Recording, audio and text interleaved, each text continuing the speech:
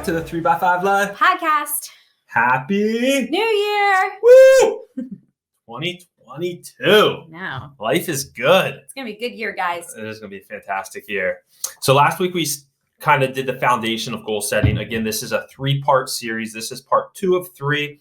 Part 1 was all about mindset, about behavior change, about coming up with your one big mission of really just feeling good as the overarching mission that's just going to help you achieve your goals. And I hope that you had success with that. You know, we had mentioned maybe pressing the pause button and taking some time to actually clarify what that mission is, because that idea of how are we going to want to feel, what are we going to be focusing on, is going to now drive this next piece. If you hadn't had time to do that, no worries. You can always go back and watch that and then start here.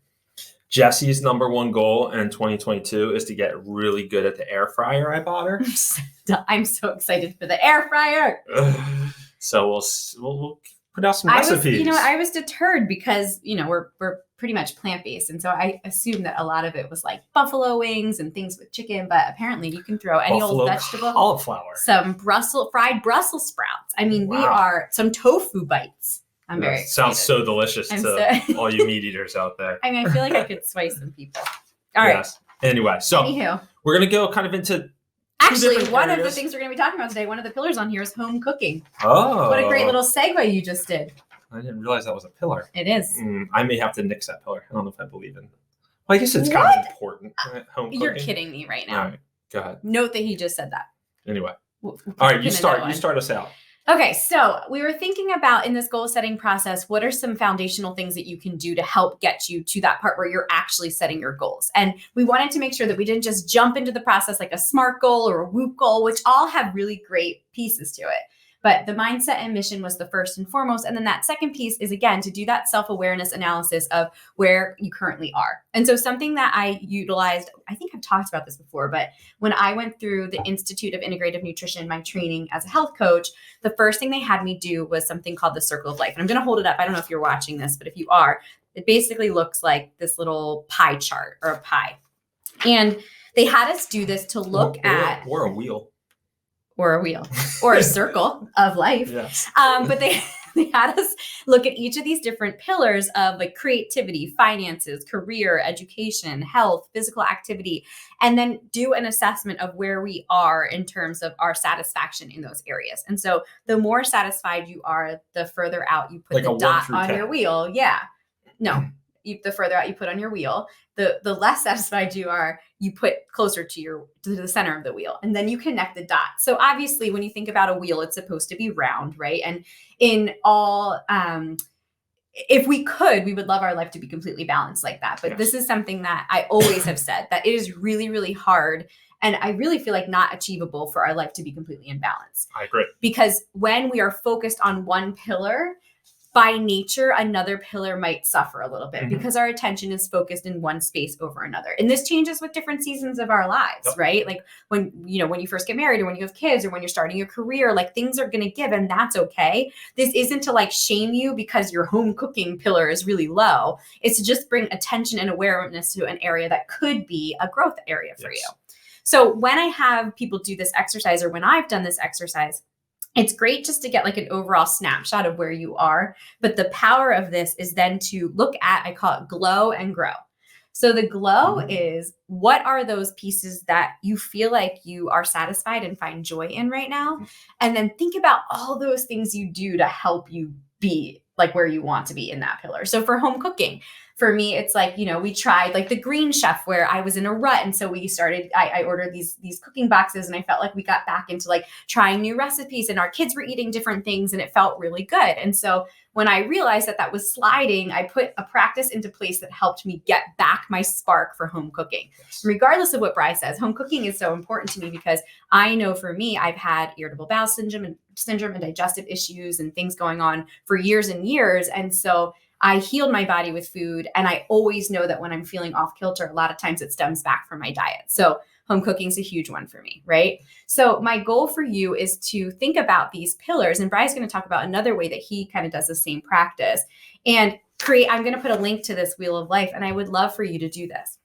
Here's the other piece to this. recognize that some of these aren't going to fit maybe into your idea of what are the most important things in your life. And so I used to tell people that they could cross out something. Like if spirituality right now isn't a priority for you, cross it off and put a pillar that you think should be, and cross out some that maybe aren't speaking to you. Your pillar doesn't have to be filled with all of these things.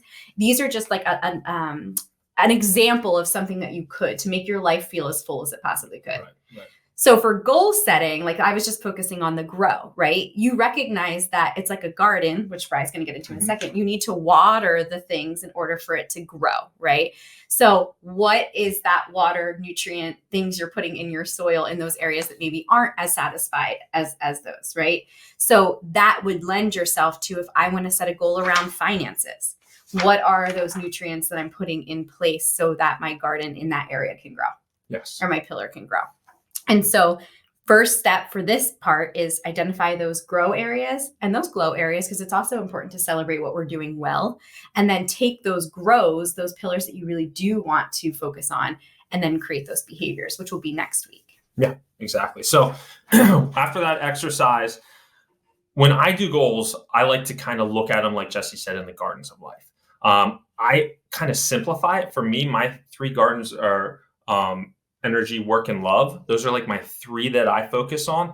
But in the beginning, I had 8 gardens of life. So health and nutrition is 1, lifestyle adventure. I love having that adventure word in there. So lifestyle adventure is another.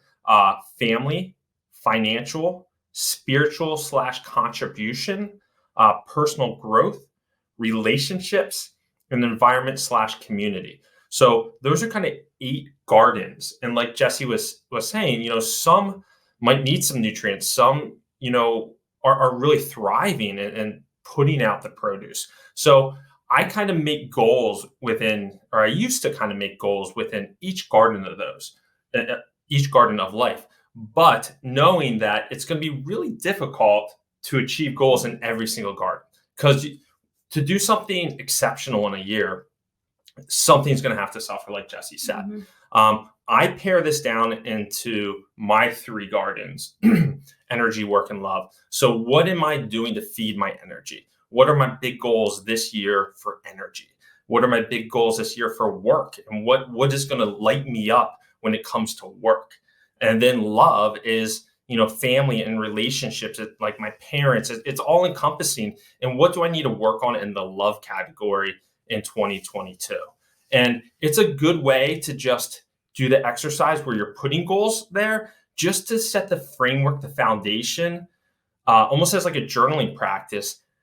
Even if you don't think you need it to really fill in a financial category or the relationship category, still put a goal in there just to kind of feel your way through the process. But I love, like, for an action step and like what you can do for this. And this is where, after we say this, maybe you press the pause button and really take some time to journal and think about this. The practice that I introduced to you was big, right? Like, there's a lot of things to look at and there's a lot of things to sift through. And again, that's that awareness piece. But once you've pared it down, like Bryan said, and you narrowed it down, what 2022 can be for you is, what are those 3 gardens, or what are those 3 pillars that need your focus right now? And then that's going to be the thing that you take with us into next week, where then we shape that into something that's actionable. So first week was mission, mindset. How do you want to feel? Think about when you felt your best, and then try to find ways to kind of get back to that version of you that you want to achieve this year.